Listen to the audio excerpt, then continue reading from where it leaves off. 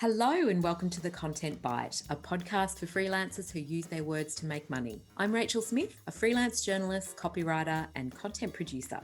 I'm also the founder of Rachel's List, a jobs board and community for Aussie writers and other creatives. Hello, and I'm Lynn Testoni. I'm a journalist and a content writer as well, and Rachel and I are your weekly co-hosts, and every week we're bringing you all kinds of tips, ideas, and some fabulous guests to help you make the most of your freelance business.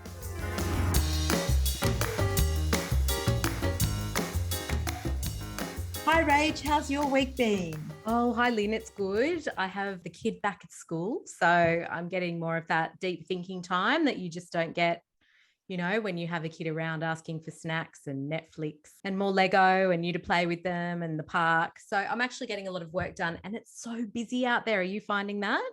I'm so super busy. I'm exhausted almost, but I think everyone wants everything now. And I don't know if you're finding that, but I think it's just that mad pre-Christmas rush. Everyone's trying to get everything done and briefed and everything before. Part of me is pleased it's so crazy and part of me is just a bit exhausted. So trying to juggle.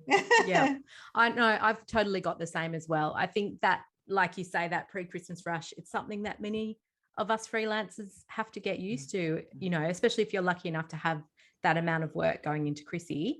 But speaking of getting used to things as a freelancer, we have an amazing guest on the podcast today, don't we? We do. I'm so excited. Me too. This is Sarah Townsend. She's a marketing copywriter and editor. She's from Gloucestershire.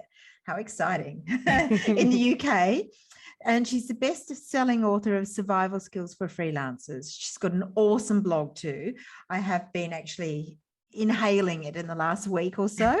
It's fantastic. So welcome to the Content Byte, Sarah. Oh, thank you for having me on. It's lovely to meet you both. I'm so pleased to have you on the podcast. I've been super stalking you all over LinkedIn for a while, but definitely, you know, before your book came out, and then your book came out and you were just everywhere and I got it and just loved it.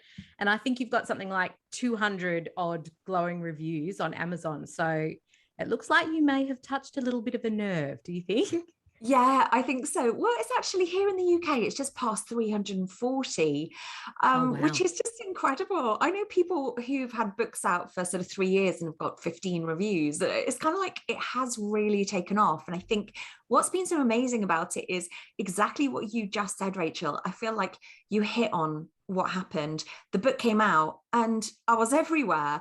And it was because everybody who read it loved it and then wanted to share it. So it felt as if it was part of this big community thing. And it still does. There's still, obviously the momentum has slowed down a little bit because we're over a year since the launch, but it's just fantastic. It feels as if everybody who reads it feels as if they're having a personal conversation with me. And there's something quite nice about that. It's very personal. Yep. That's just how it feels reading it, actually. Yeah. Oh, that's nice.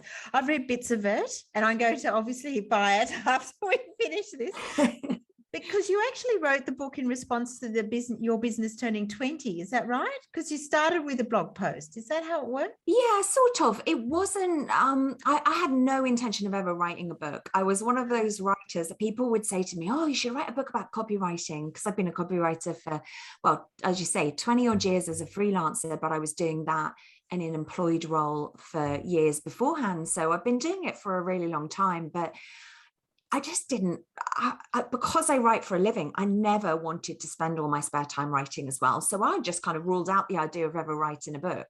And then, as you said, Lynn, I wrote a blog post, which was just kind of a very heart on your sleeve. Here's the stuff about freelance life and self-employment that nobody ever tells you. The stuff that will catch you out if you're not prepared for it. But if you are prepared for it, you can tackle it, you can nail it, and you can go on to get more enjoyment from self-employment.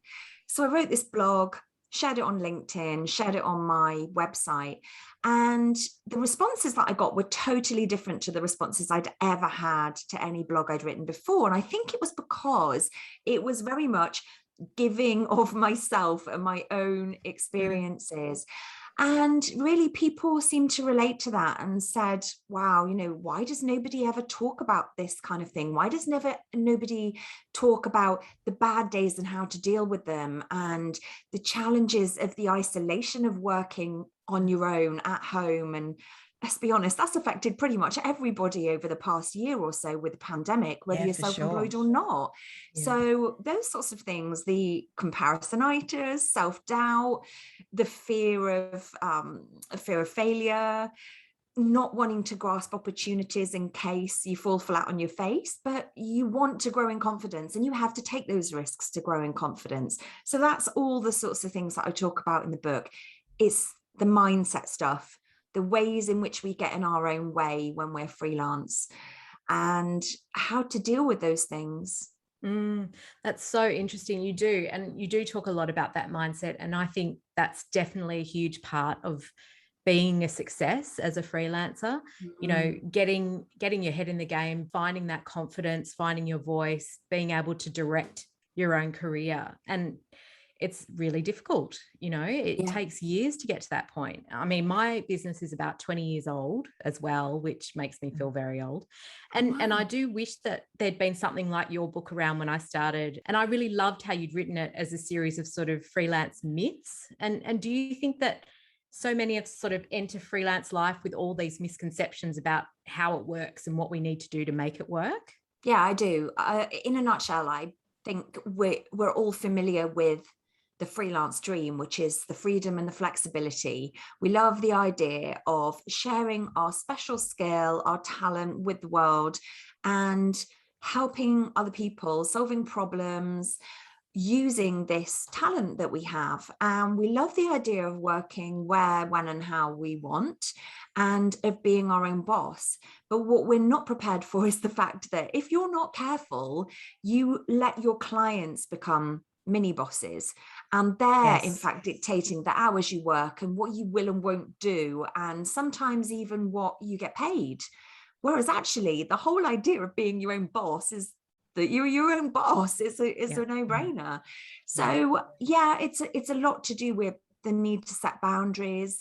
I think when you first start out, you often don't even realize that you can say no, let alone the fact that you should say no when the work just isn't the right fit for you. So there's a lot of misconceptions, and there's a lot of stuff out there that holds us back because we don't know what we don't know. So we can't even ask the questions of those who've gone before us. I certainly could have done with this book when I first started. There was nothing out there that spoke to me. Yeah. You're just stumbling in the dark a bit, aren't you? And learning all those lessons as you go. I do think it's really interesting what you say about the mindset, because I think that's a recurrent theme of all the freelancers that we've had on this show. So every successful freelancer, and we've had a lot, they've all said it's about being a mindset, maybe a business mindset even, where you're running your own business, you're being your own boss. I think it's a bit about the boundaries, a bit about setting up a proper thing, because there is that idea that as a freelancer, when you talk about that sort of myth, I mean, the idea, I think it's been done to death a little bit, that digital nomad thing, that you can sit with your computer on a beach and you can just, you know, work will come to you and you can just do whatever you want, charge. But it's so much more complicated. Yeah. Absolutely. And I think you're right. A lot of us just start out thinking, okay, we have this skill. I thought I was the perfect candidate for freelance life when I first started back in 1999. And you talk about that making you feel old, Rachel. When I first started, there was no social media. There was barely any internet. So there were no Facebook groups, there were no communities online, there were no Twitter chats. How did I find my people? I didn't find my people for so many years, and I didn't realize just how important community was. So yeah, the whole digital nomad thing, that's the dream, isn't it? Yeah, I can work from wherever. And that is true to a certain extent, as long as you have the framework around you, like you do know that you still need other people to lean into and to rely on and share advice and support and reassurance. And those other people out there who are doing the same job as you, those other freelancers, they are your best community, because they're like-minded people and they're facing the same challenges as you're facing on a daily basis. So it's an incredible situation to be in when you have that community behind you. But to just go into the world of business as this mindset of just a freelancer, I'm just doing a bit of work in exchange for a bit of money, If you have that mindset, that's where you'll stay. You'll always be just doing a bit of work for a bit of money. What you need to think about doing is expanding your business and your capacity and your enjoyment of work by doing things like, as you say, treating your finances, taking your finances seriously, having a separate business bank account, always making sure you put money aside for the tax to cover those obligations, always making sure you've got an emergency fund of money saved up for the quiet times, making sure that you have your brand sorted, even if, yes, you are your business, and it's that expression that I'm not keen on, the personal brand, that has to be taken seriously. You have to show up consistently. You have to be present. And otherwise, how are people going to know who you are, what you do, and who you do it for? So there's a lot to think about. But yeah, I'd say I cover most things in the book, and there's always room for a follow-up, right? You don't want to put it all out there in book one. Keep something back just in case. Yeah, absolutely. Love it. I think Rachel and I, we're particularly big on being part of a community. I mean, that's, Rachel, why you started Rachel's List, isn't it? Yeah, absolutely. And I was going to say, it's so interesting that you mentioned 20 years ago, there were no Facebook groups. There was barely, there was email, but barely. And, and we were sort of all in this little bubble. And that is how Rachel's List sort of evolved. So there's a part of me that thinks it's a lot easier now for freelancers starting out, because they have those sort of established social groups to tap into. But does that come with its own, set of challenges as well, do you think? I would say so. I would say personally, I do think it's a lot easier because there's so much information out there, but then we're spoilt for choice with information. Where do we go? There's the possibility of being overwhelmed because you don't know what the most best and trusted and reliable source is. It's a question of finding people who've been there and done it, or doing it, who are so many stages ahead of you in the game, and finding someone who talks to you in your voice. So, for example, when I first started out there, I couldn't find any books that spoke to me. I found books that were useful and that had helpful advice in that I implement to this day, but I could never find a book that felt as if it was talking directly to me as a 20 something year old woman who had just become a parent for the first time and was starting a business for the first time and knew nothing about either of those two things. So my favorite books are always the ones where you feel like you're having this conversation with the author, and that they just get you, and that they're kind of, everything resonates on a level that you're kind of like, oh my gosh, I didn't know anybody felt the same as me. So yeah, I think to have, if you can find a number of people to follow who have that, who feel as if they're speaking directly to you, and follow them through podcasts, books, events, blog posts, sign up to their newsletter. That's a really important one. And and that's helpful. But then, of course, the other downside of social media that I think a lot of us really struggle with, I do to this day, I still have big lapses in it, is that comparisonitis. Yeah. When you see other people doing the stuff that you feel you should be doing, and I think should is a dangerous word, but that's a whole other topic. But the stuff that you want to kind of do the next stage for your career. So, for example, I'm currently working on the idea of having a membership or kind of group mentoring program to make it more affordable for people rather than my one-to-one mentoring, which is, not going to lie, it's not cheap. And then I'm also putting together a number of courses. So people who've read the book and who want to dig deeper into individual topics will have that information there for them and that support directly one-to-one from me. But because I'm not there yet, I can still look at people who've been doing that for years and go, oh my gosh, I'll never be as good as them. But actually, I think what happens with social media is that it tends to amplify where you are and how you're feeling on any given day. So I find if I'm having a down day or a day where I'm feeling challenged and I'm struggling with things, I spend a lot less time on social media because that gets reflected in everything I put out there. And I won't post on those days, or I rarely post on those days.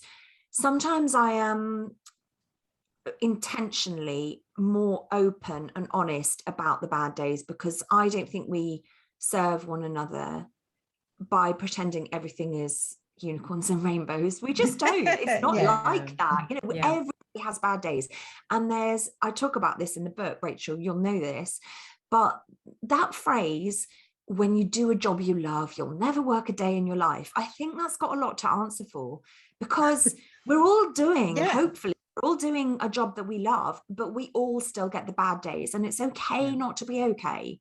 I think the main thing is to know that you're not alone, and to know what the steps you can take. What are the things that you need to do to prioritize your own mental well-being and to lessen the impact, or at least the ongoing impact, of those bad days, because they are inevitable.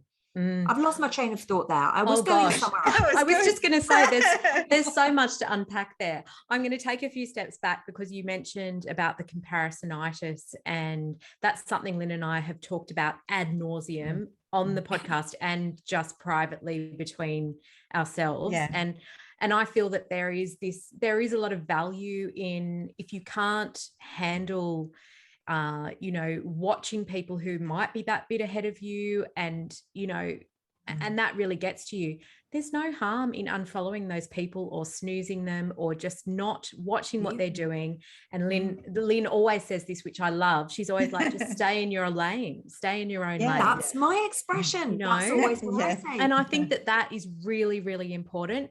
And also you mentioned the stress and the overwhelm of social media and finding your tribe. I think that is so true as well. But there are tribes wherever you look, there are pockets wherever you look, and it's just about finding the right tribe for you, and that can take time as well.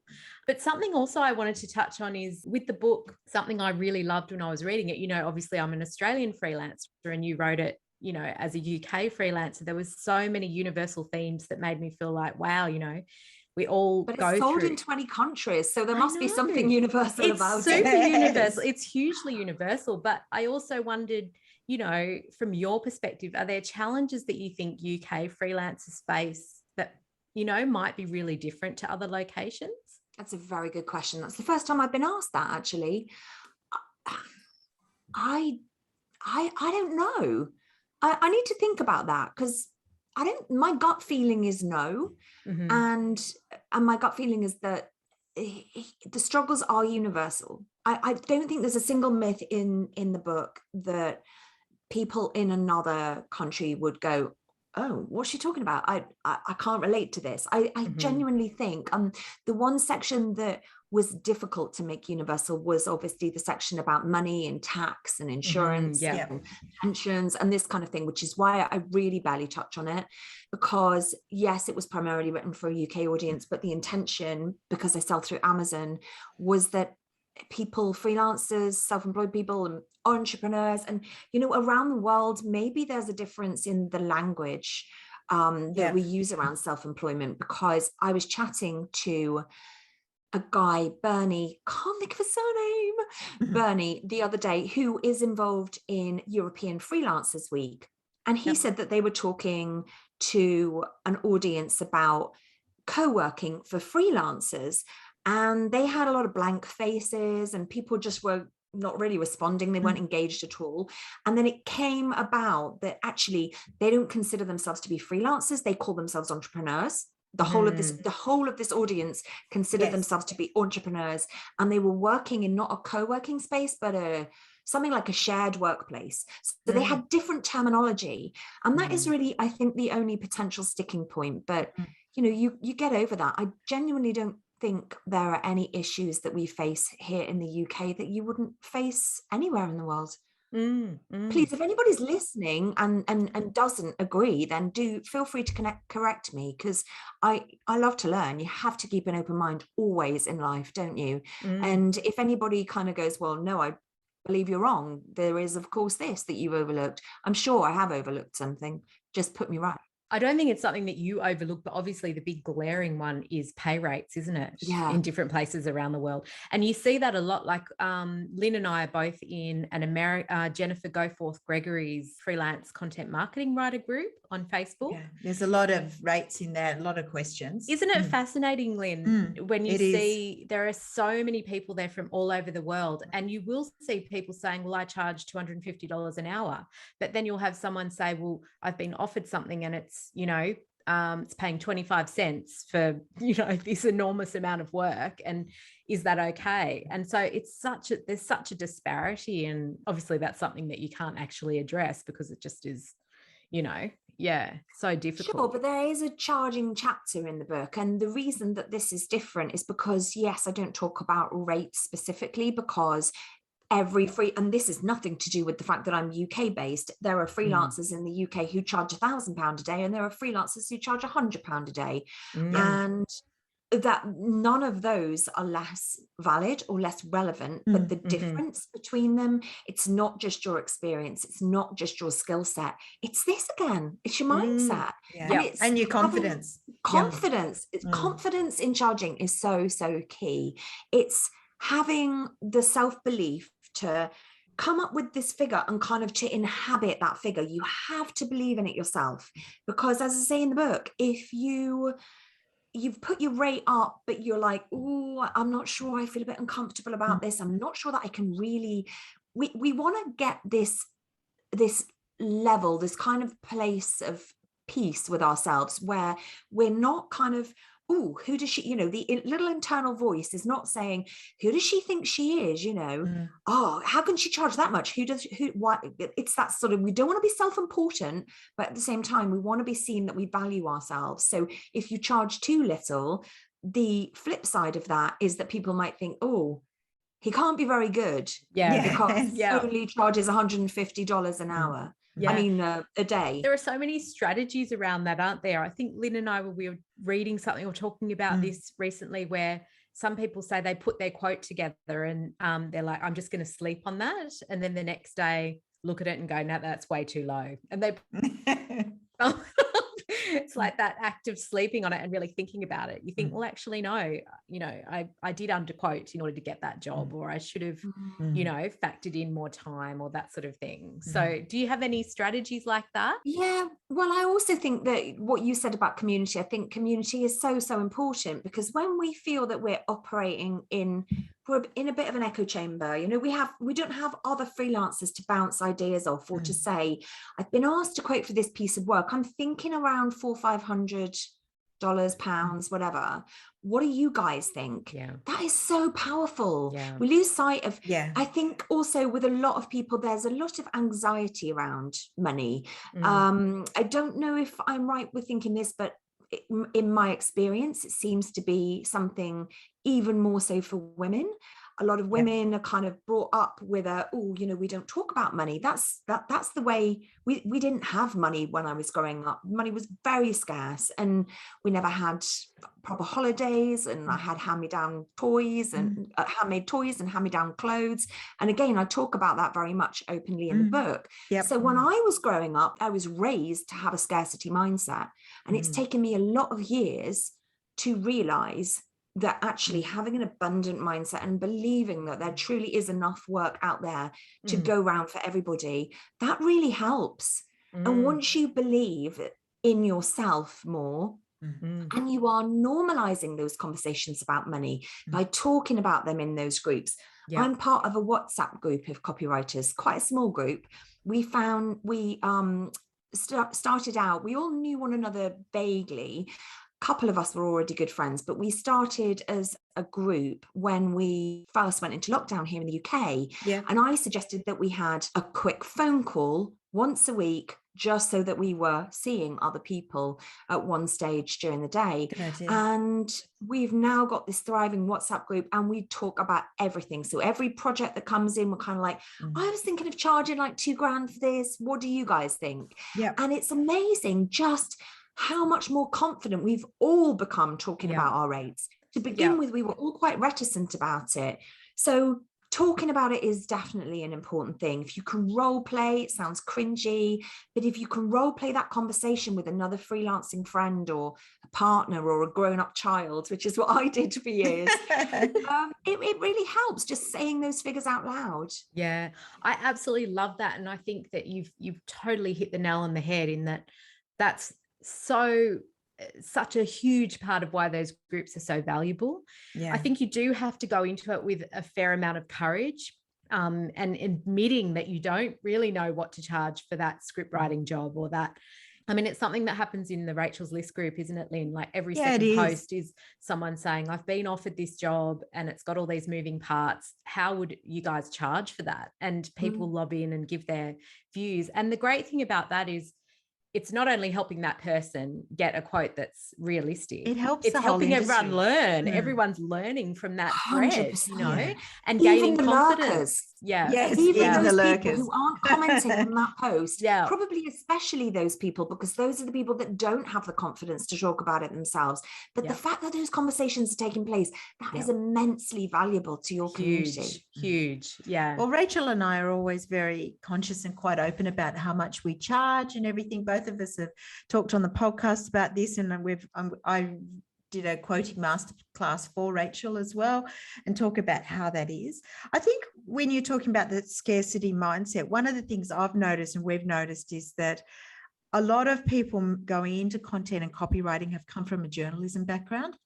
And I think perhaps because journalism has been so pushed budget-wise, that's been ingrained and they didn't realise it's all about saving money, all about cutting rates, all about that sort of stuff. So I think that's been something that people have internalized without realizing it. Have you seen that over there? That's really interesting. And that's a great perspective for me to take on board. I don't come from a journalism background. I come from a commercial marketing background.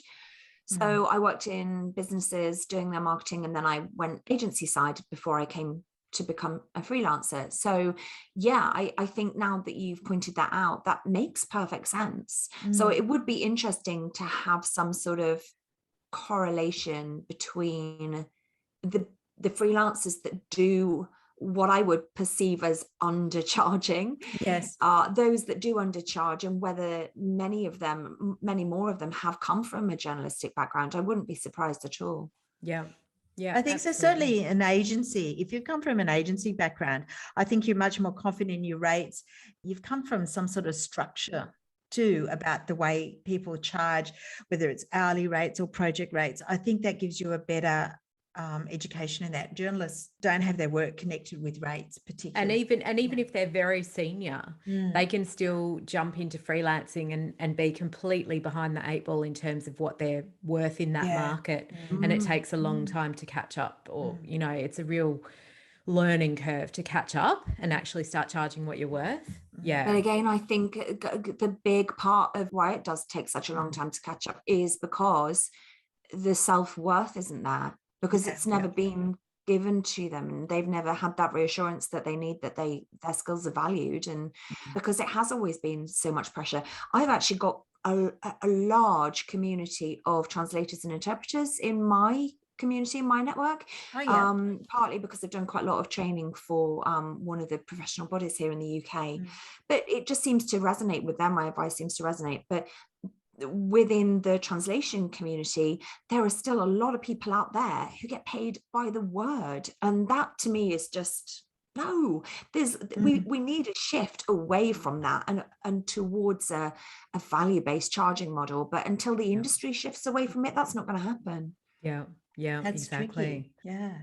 So with your book and your newsletter and your blog and everything, do you still do much writing yourself, or a lot of work, or are you enjoying the other stuff a bit more? Oh, golly gosh, this is a bone of contention for me, Lynn, honestly. So I spent so much of the past year and a bit, I've spent so much time doing the free stuff, the kind of giving to the community and supporting and free training and workshops and webinars, and over 50 podcast interviews, and very little of that is paid for work. And it was only when I got my accountant going, oh, your income's like actually halved. Oh no, what's it, Davey? My income had odd because I had taken my eye off the ball and I'd been still doing the copywriting for my existing clients, but I'm fired up to do this stuff. I love the copywriting. I'll never stop copywriting.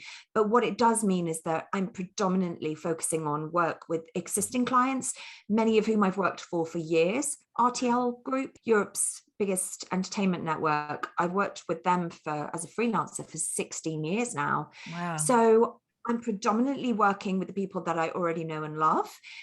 I take on far fewer new copywriting clients, but at the moment I'm in this, it feels like a limbo stage where everything's recalibrating, where I'm starting to think, do you know what? I am going to have to start putting a value on this, because I talk about this with other people all the time. Yet here I am doing all these free events, and it doesn't add up. No. So I'm starting to work on putting together some training courses and materials that are going to support people who've read the book or just freelancing, new to the freelance game, to help them increase their confidence in various different ways. So that's kind of what's on the cards for me, I think, now. Amazing. I'd love to delve a little bit into book strategy, if that's okay with you. I mean, did you have a strategy around the book, like a goal that it would be this bestseller? And did you have all these steps you took to sort of get it into people's hands and get reviews? Were you really targeted about it, or just really well connected, or a bit of both? Oh God. No, do you know what? I'm laughing because I don't do goals. I don't do strategies. I've never had a business plan. And it's just, I have a very obsessive brain. It's like a very single track brain. So when I get an idea in my head, the only thing I can focus on is the idea. So I got the idea for the book at the start of 2020. It wasn't even Christmas time. It was within January. I thought, maybe I could write a book after all, because I've probably got quite a lot of content floating about out there that people would really benefit from, and it would help more people to read the stuff and to kind of put it together in the structure. So I had to give myself about 4 weeks off paid work to write the book, and it probably only took that long to pull all my ideas together, to kill off a lot of my darlings. I don't know if that's a British expression. We love that. We love that saying here. It fell by the wayside because I started off with 10 myths, for example, and I merged a couple and then I ditched a couple. So I didn't have a strategy. I didn't have a clue how to write a best-selling book. But what happens with me is that I've got a very addictive personality. So I get the idea of, I'm going to write a book. So my goal, my short-term goal is write a book. And then my next goal is, I wonder if I could make it a bestseller. So my next goal is make it a bestseller. And then the next goal was get 50 reviews. And then it was get 100 reviews before Christmas. And now I'm on like 340. So I think there's a lot of momentum involved. I talk about it a lot, as you know. I never shut up about it. Whereas I don't kind of go, oh, hey, you know what? I'm a great copywriter, which, obviously I am. Because I've been doing it for a very long time and I've got a lot of satisfied clients. But I don't talk about that because that feels like I'm bragging. Whereas for me, talking about the book is a completely different situation. Is that because it's helping other people? Help people. Exactly. It feels like I'm serving. So I read a sales book that was kind of like focus on serve, don't sell. So if you feel uncomfortable with the concept of, oh, hey, buy my book. I only make £6 sterling per copy of the book. And then I have to pay tax on it. So I'm not doing it for the money. It's never been about the money for me.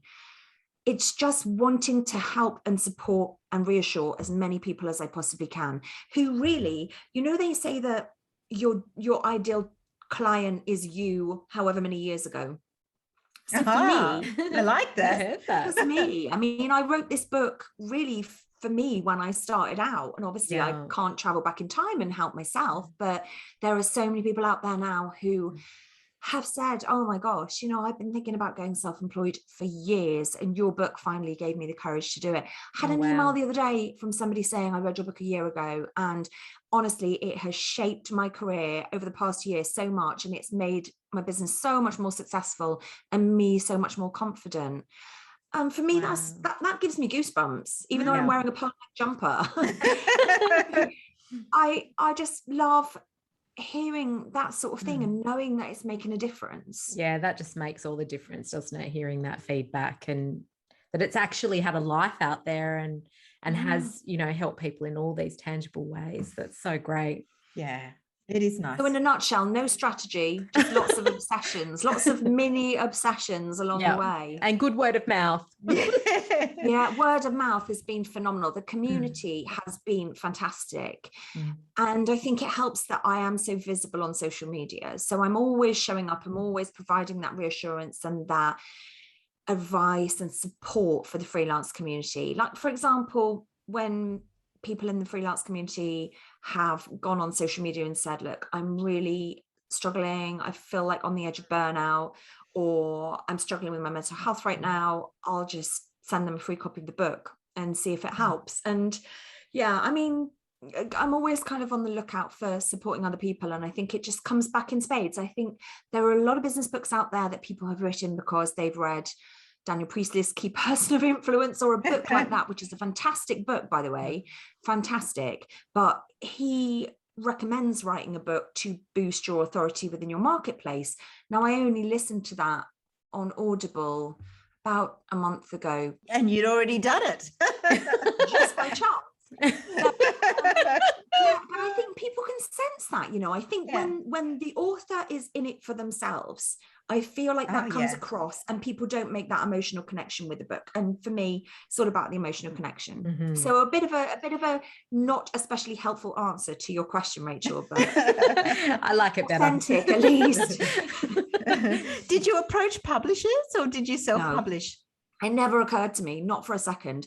I am very much a control freak perfectionist, and I have some very specific set ways of doing things, and I don't play good with others a lot of times. So if I'm trying to get, you know, I'm great as providing work for my clients, but I'm not so good at being a client because I am so particular. It's just the way my brain works. So I didn't think of approaching publishers. It just didn't occur to me. I think probably because I know people in the copywriting sphere who have all self-published.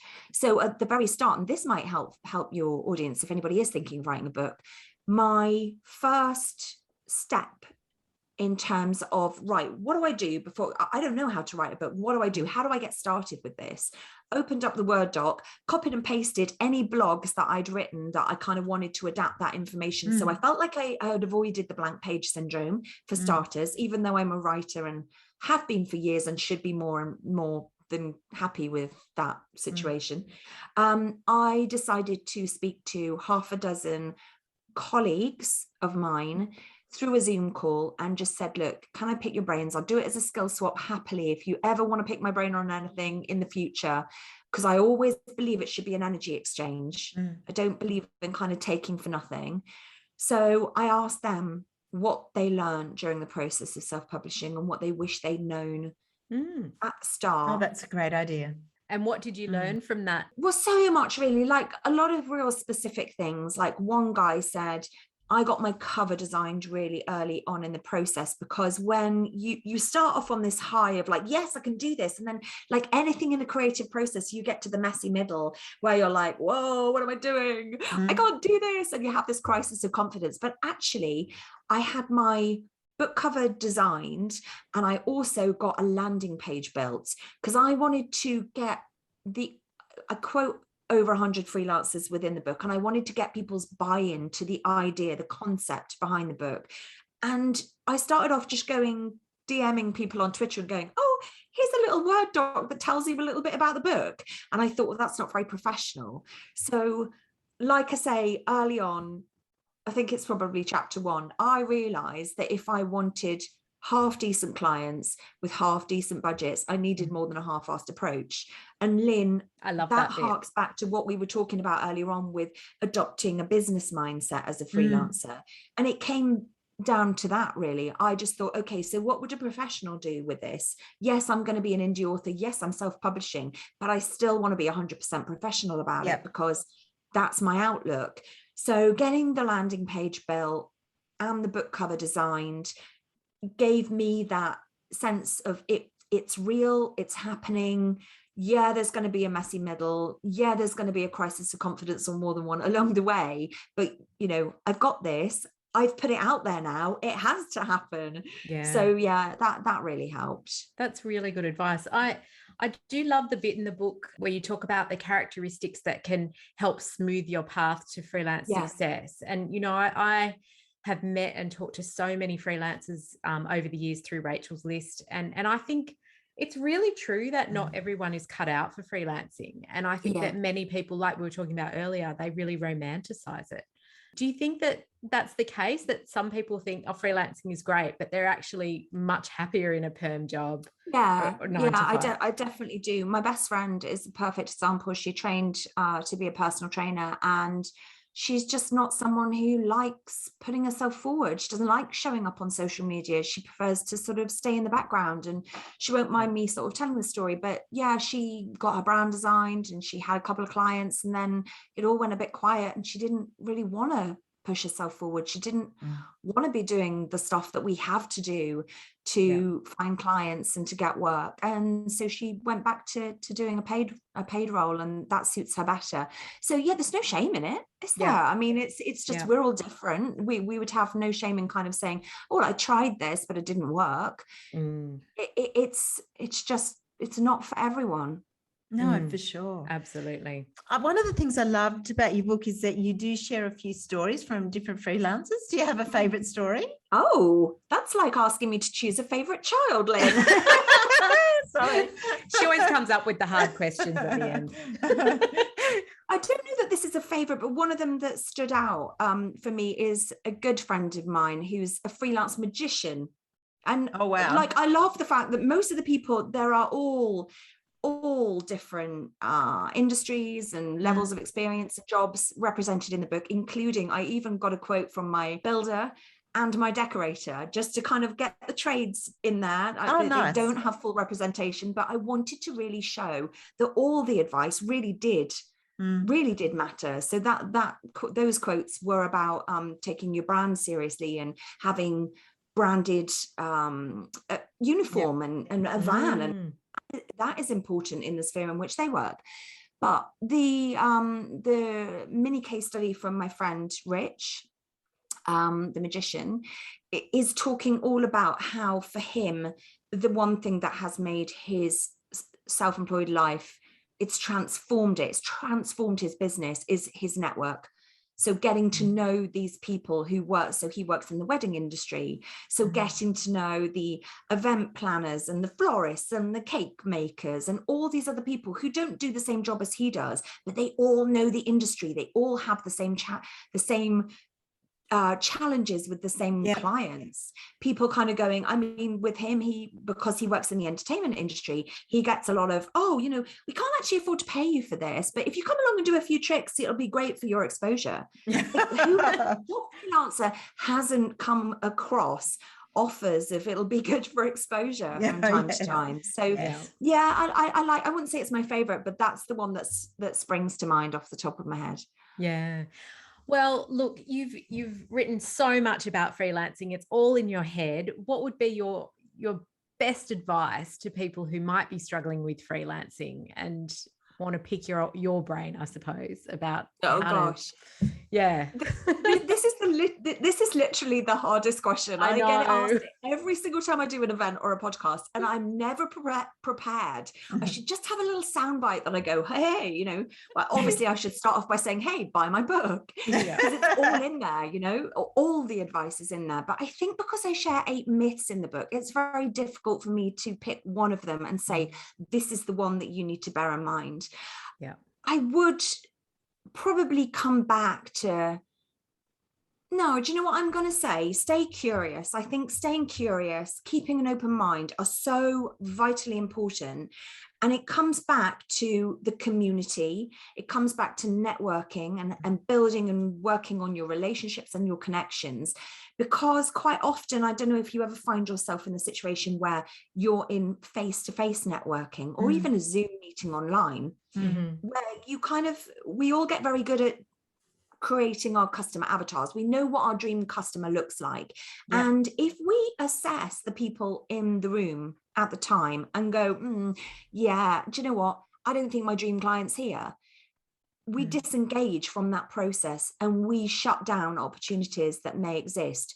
So always remember that you don't know who the person you're talking to is married to or related to or goes to the pub with or goes to the gym with, you know, so you could make an impression on that person, like be sticky with your advice, kind of be genuine and kind and interested and show a genuine interest in that person's business and who they are as an individual. And the chances are you'll be memorable. And when you're memorable, the next time they're having a conversation with someone, you know, they're out for coffee on a Saturday morning, having coffee with the friends, and the friend says, oh, do you know what? I've just started my business, but I'm really struggling with my website. And you're a web designer. You know, they'll kind of go, oh, hey, I met this woman. She was amazing. Just, I'll give you her details. Let me introduce you. So always keep an open mind and stay curious, because yeah, you never know what you might miss otherwise. That is such great advice. I think it's good and really positive. I like that. I think it's nice to be positive. It's really true as well, isn't it? Like how many times do things come to fruition, you know, even 1 year or 2 years after connecting with someone randomly, and then so true. I believe that. I think I love that. Well, I mean, we could talk to you all day. Likewise. Thank you. But so tell us where we can find you and how everyone can get your book, of course. So I guess the best way to connect with me is to go to the book landing page, which is survivalskillsforfreelancers.com. The best way to stay in touch with me is probably to sign up for my monthly newsletter. I don't spam people. It's always full of great advice for freelancers, blog posts, and this sort of thing. And what you can do is if you sign up now, you can actually download a free sample chapter of the book. So you know whether you want to invest. You'll know straight away whether it's for you or not, whether I speak your language, whatever. But yeah, go on to survivalskillsforfreelancers.com. It links to buying the book on Amazon. You can buy direct from me. You can connect with me on social media. It also links across to my copywriting website if you'd like to know more about that. Fantastic. Thank you. Sarah Townsend, thank you so much for such a fun and insightful chat. I really think our listeners are going to love it. It has been fun, hasn't it? I've really enjoyed it. Thank you so much for having me on. It's been lovely. Really enjoyed it. Okay, well, we'll put all those details in the show notes for everybody who's listening so that you can go and find Sarah and check out her book. It's absolutely amazing. I love it. And I'm going to have to buy an actual real book version, not just have my Kindle version, so she can sign it when we actually meet in person, which we hope will happen at some point. We all hope. Thanks again, Sarah. Thanks, Sarah. Bye. Thank you. Bye everybody.